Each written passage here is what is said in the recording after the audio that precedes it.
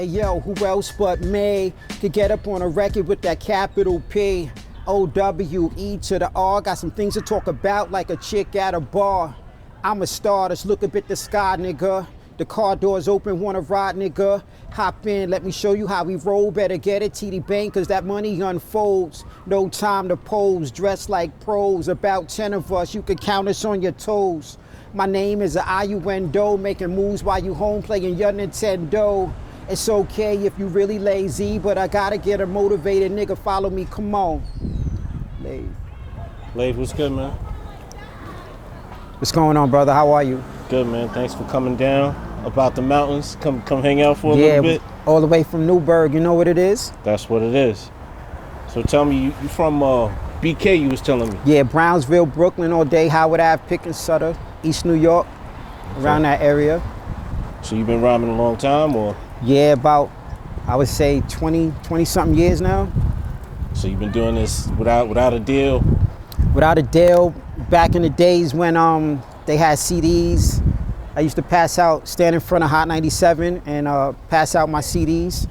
And I remember bumping into Puffy and Mary J. I gave them my CD back in the days. And then, you know, I kind of like stopped and did the family thing for a while. And, you know, now I'm back. So we can agree it's a way of life then. It's not just... It's a way of life, man. It's a way of life. Always follow your dreams. No matter how old you are, keep going. So you do production yourself and all of that, you was telling me? All the music that I do is all mine. I produce it myself. I probably got like maybe one song from my cousin that he produced, but everything else is all mine, all produced by me. No samples. Everything is played, you know.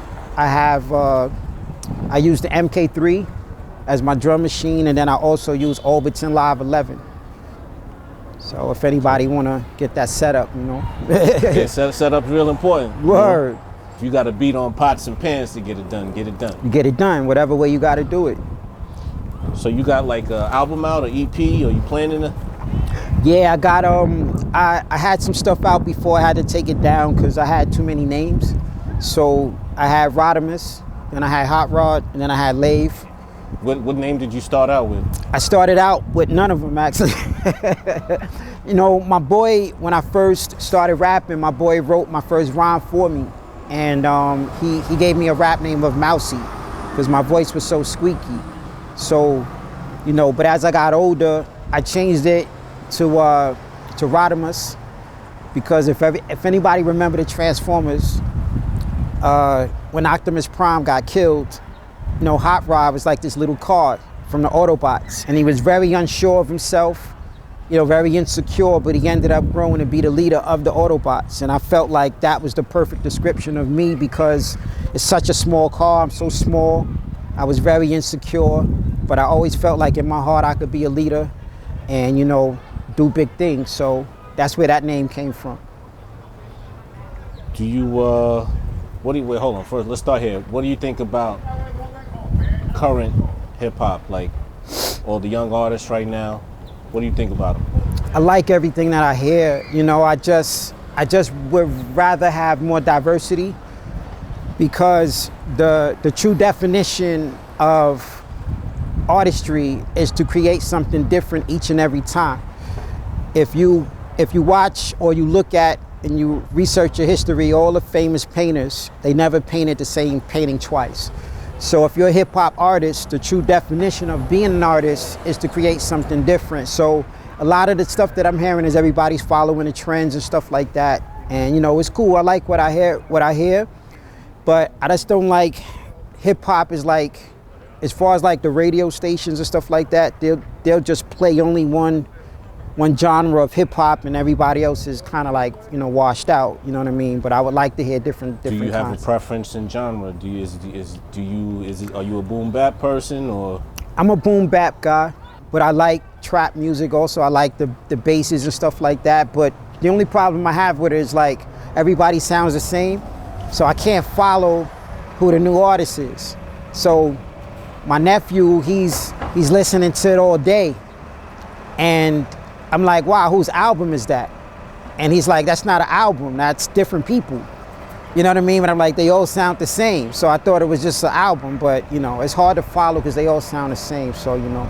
That's my Who only you think thing. is it right now? Man, the baby, Lil Durk, who else? I mean, I'm so upset, man, because my favorite was King Von. Like Okay.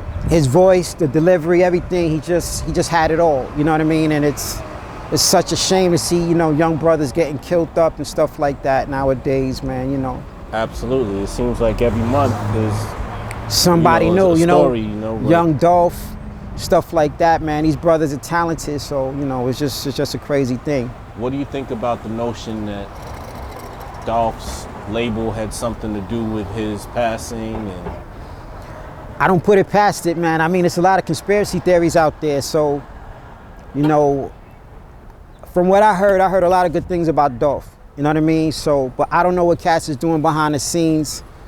And whatever you're doing behind the scenes, I don't feel like that warrants, you know, someone to take your life away. So, which is this is kind of disheartening to me, because like somebody like Dolph and Nipsey, who they say is always doing good for people, like it makes me feel like, why bother? 'Cause, Exactly. you know, in retrospect, that would be me. If I got on, I would do my best to do for as many people as I could. right. But you got to understand, like, hip hop is a business. You know what I mean? So, as far as like you being a rapper and you have like this huge entourage, and you got to think, if you worked in McDonald's, would this huge entourage be with you in McDonald's?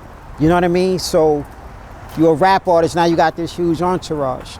And somebody in your entourage might end up doing some stuff, you know what I mean, that might hurt your business as a hip hop artist, because your name is on it. So, you know, you got to watch your company that you keep and keep everybody in check. So, you know, I like the beefing, but I would like to keep it on record. And I would like, after the beef is done, you know, the two opposing figures get on a record and rock out together. You know what I mean? Nobody's dead, nobody's dying, no house getting shot up. World. Perfect world. So, but we probably, you know, maybe we can have somebody like a team of people, you know what I mean? Like when there's beefing between rappers, maybe some type of organization can step in, mediate it. You know what I mean? That way it doesn't come to a Young Dolph or a King Von or a MO3 or a Nipsey. You know what I mean? Even though Nipsey was on some, you know, jealousy kind of thing. So I don't know. That's I it. think, I mean, at one point, wasn't that like what Minister Farrakhan was kind of doing, you know? And I don't know what happened, but you don't hear too much of that now. It's the thing with Farrakhan, man, is like, I felt like I like what he was doing, but I felt like it had to be somebody from the hip hop game to get their attention. You know what I mean? Like probably a figure that has a lot of respect in hip hop, you know, like a Big Daddy Kane or a KRS One, you know, and somebody with stature like that to step in and be like, listen, you know, let's stop this. Cause you know, that's what I feel like with the Farrakhan thing, you know? Let's switch it up a little. I hate being all grim and talking about Nah, death it's and cool, shit. it's cool. What do you think about the whole NFT thing? Like, you up on the NFT situation? I'm hearing about it all the time, you know what I mean? I'm like, what the hell is this? What's going on? So I know everything is digital now, so trying to figure out what's going on with that too, you know? So you could potentially make an album or a song and upload it and it'd be digitally noticed as an NFT. And, you know, it might become a collector's item, it might not. You know, that's kind of the understanding of what's going on with this NFT thing. Right. What about like the cryptocurrency? What do you think about that? I like it, you know what I mean? You invested in? I would. I haven't done it yet. Yeah, okay. I have a couple of stocks, you know, little small stuff, but I'm not too good with it, so, you know, but any means, man, that you can uplift yourself financially, bro, go for it. Go for it. That's how I feel, man, you know. You gotta be a player in it, man, you know. When you making beats, right? How do you go about it? Like, do you make the beat with the song in mind, or do you just? Absolutely. I just made a song the other day, man, and the words were in my head the whole week. And I was like, shit, man, I gotta go home and like play this melody out. And, you know, I played it out, and, you know, that's how I do it. And I was watching a documentary on Michael Jackson, and he was describing how he came up with Billie Jean, and he said the same thing. The whole day he had that doom in his head, and then the words came in, and then he said he met up with the producer, and he told him like what to play, and everything that was in his head. He described it, and the dude played it, and that's how Billie Jean came up. That's the talent right there, being able to transfer what you're hearing and thinking into the music. That's the marriage. You know what I mean? So you can write three verses. I got the beat, but I made that independently. You wrote those independently, and then when you put together, it's gonna blend, but it's not gonna be a perfect match. You know what I mean? But if the song came from within my head, from the words to the melodies to the keys to the chords to everything, it's like a beautiful thing. You know what I mean? I think that's how hits are made, to be honest with you. How often do you make a beat and be like, oh, this shit is corny, and turn the machine on? Quite often. Because I'm so stuck in between of like not trying to follow the trend and have my own sound. So I get discouraged because I'm like, man, maybe I should make stuff that people are listening to now. But then I say to myself, how am I gonna stand out? You know what I mean? If I follow what everybody else is doing, I kind of want to be different. So I do my own different style. So I like to rap over reggae sounding beats, and my wife is Dominican, so I do a lot of reggaeton stuff along with the boom bap stuff. So I kind of mix those three, and it's like, yeah. So it's like when you hear my song on the radio, it's not what you're used to, but it's definitely different, and it's definitely something that's gonna make your head go like this. You know what I mean? So that's basically it. You ever had any music placed on radio or anything like that? Independent radio. Okay. I got a couple of stations out in Atlanta. KIR, Keep It Real Radio. Digitally, they play 3 of my songs right now. They got on the radio out there. Okay. I'm about to do a show over there too, because he asked me to come out there and do a performance in Atlanta, probably in January. And there's a girl called Promo God. She plays independent artists all day. That's all she does. God bless her, because she's the best at it, man. And it's a beautiful station to hear all these different artists and all the creativity, because nothing sounds the same. I mean, from rock and roll to gospel, she plays it all. It's all independent, so it's dope. So tell me now about you, man. You from Brooklyn? I'm from Brooklyn, Howard Avenue.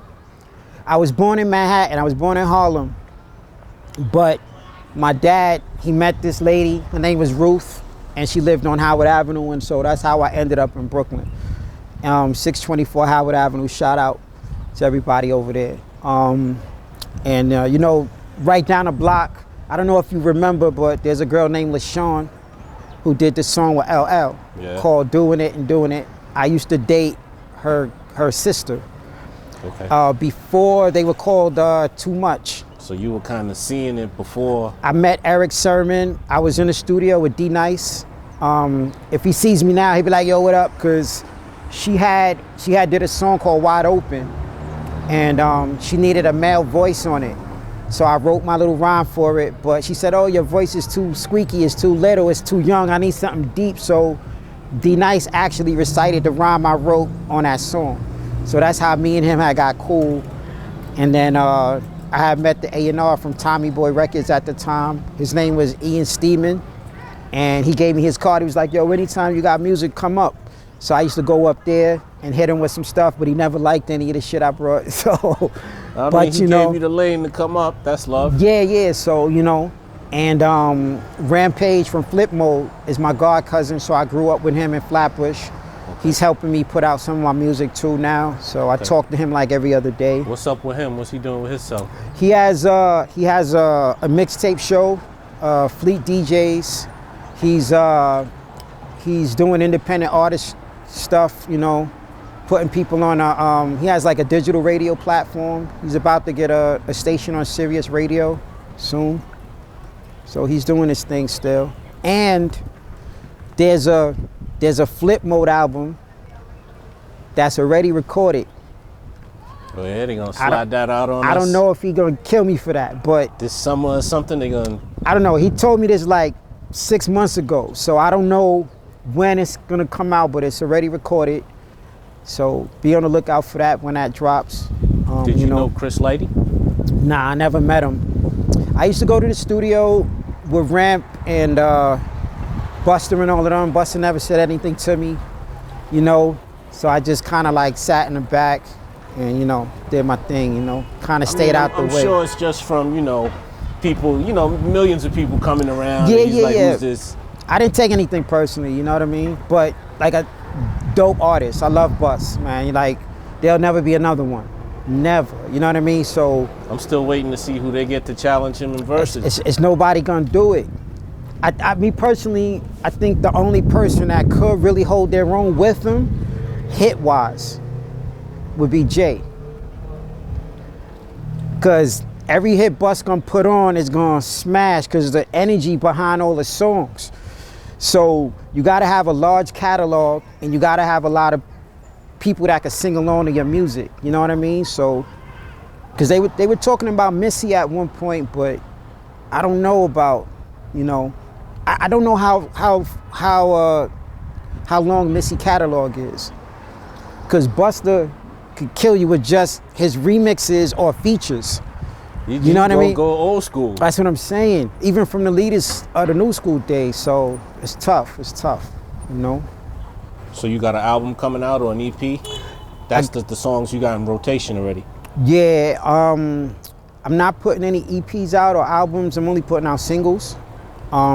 Because the way, like I'm independent, so it's, you know, I feel like it's better to just put out singles, promote it, you know, TikTok, YouTube, Instagram, stuff like that, and see what happens, you know, song by song, and, you know, because I feel like if you put a whole album out, it's like too much to hit. Too much at one time. At one time, you know what I mean? So. I guess that's it now. You got to get more bang for your buck. Yeah, definitely. Stretch everything to the fullest. Yeah, definitely. So I got my stuff, you know, on United Masters, Spotify, you know, all the platforms, you know, all that stuff. I got a single coming out. It's called See Black. That'll be out December 17th. So check that out. I got the video dropping on YouTube for that December 17th. Video's out already? Nah, it's coming out December 17th. Okay. So shot and everything ready to? Yeah, ready to go. I got some videos on YouTube from before. So if you go to, you know, Lave Entertainment on YouTube, you'll see the videos that I have already up there. You know, check me out. You might like some of that stuff, you know. I got a song called Honor Us. Basically, you know, just talking about, you know, rappers getting murdered and the type of state that we're in right now with hip hop. No other genre does shit like this. No guitarist killing guitarists. Too many wolves in the hip hop forest. The saying goes, self-destruction, self-destruction. I got a Brooklyn joint, of course. It's called, you know, I'm from Brooklyn, I'm from New York, Brooklyn Nets all day, you know, stuff like that. So I know you're from Queens, my bro, but, man. Huh? So I heard y'all got lucky in the Barclays Center the other night. Yeah. You know how it is, man. I gotta represent over there.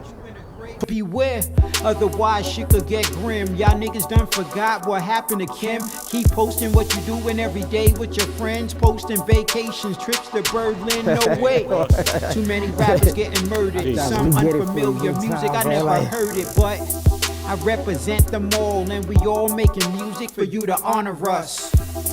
Tupac and Frank White, best style, throw it up for my nigga, it's alright, honor us. King Von and MO3, better hold your tongue when you talk to me, yo, honor us. Scott LaRock and JMJ, when you come to my hood, you better walk this way, yo, honor us. Cause every day is a struggle, and to the nigga that killed Nipsey, fuck you.